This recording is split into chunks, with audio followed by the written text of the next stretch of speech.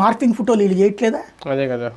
రామ్ గోపాల్ వర్మ చేశాడు, వీళ్ళు చేయట్లేదా మార్ఫింగ్ ఫోటోలు? జగన్మోహన్ రెడ్డిది ఏం చేస్తున్నారు? ఎన్ని ఫోటోలు చేస్తున్నారు?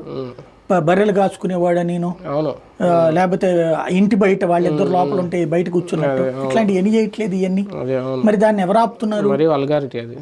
మరి అవి ఆపకుండా నీతులు శుద్ధులు అనేటటువంటిది ఇది ఉంటే ఎంతవరకు నడుస్తుంది? ఇక్కడ పాయింట్ అలా ఒకటే, ఇవాళ కాకపోతే రేపైనా సరే ఈ అంశాలకు ఒక ముగింపు పలకాలి.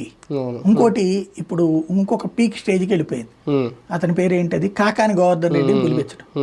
అతను ఒక పార్టీ నాయకుడు, మాజీ ఎమ్మెల్యే, ఒక విమర్శ చేశాడు. దానికి పిలిచి నువ్వు చేసిన విమర్శకి ఆధారం ఏంటో పోలీస్ స్టేషన్లో నిరూపించాలా? పోలీస్ స్టేషన్ ఏమన్నా న్యాయస్థానమా జడ్జిమెంట్ ఇవ్వడానికి? విమర్శించవచ్చో విమర్శించకూడదు పోలీసులు చెప్తారా?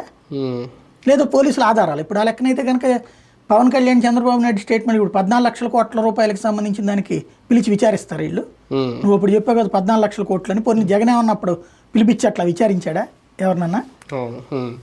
లోకేష్ని 2-3 ఇష్యూస్ మీద సిఐడి వాళ్ళు క్వశ్చన్ చేస్తానికి పిలిచినప్పుడు వెళ్ళాడా లేదా? వెళ్ళి ఏమన్నాడు, ఇట్లాంటి చాలా చూసామన్నాడు. అంతే కదా రేపొద్దునైనా సరే. మరి ఎందుకు ఈ పరిస్థితి చేస్తున్నారు?